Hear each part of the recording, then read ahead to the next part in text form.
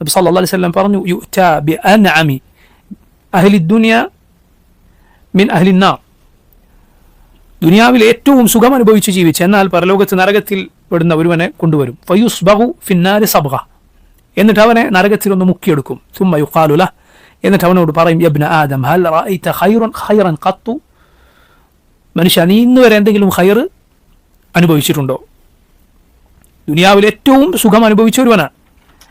ഹൽ മർറ ബിക നഈമുൻ ഖത്തു, എന്തെങ്കിലും ഒരു സുഖം നീ ഇന്ന് വരെ ആസ്വദിച്ചിട്ടുണ്ടോ? ഫയഖൂൽ, അവൻ പറയും, ലാ വല്ലാഹി യാ റബ്ബ്, അല്ലാഹുവാണ്, ഇല്ല എൻ്റെ റബ്ബേ. ദുനിയാവിൽ ഏറ്റവും സുഖം അനുഭവിച്ചവനെ പരലോകത്ത് നരകത്തിൽ ഒന്ന് മുക്കിയെടുത്താൽ അതോടെ അവൻ അനുഭവിച്ച മുഴുവൻ സുഖ സൗകര്യങ്ങളും മറന്നുപോകും. നസ്അലുല്ലാഹി അൽ ആഫിയ വസ്സലാം.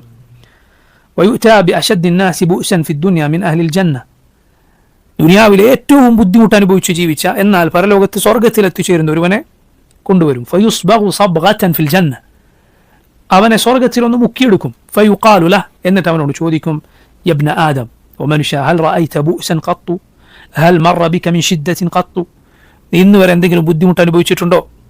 എന്തെങ്കിലും ഒരു പ്രയാസം നിന്റെ ജീവിതത്തിൽ ഇന്നേ വരെ കഴിഞ്ഞു പോയിട്ടുണ്ടോ?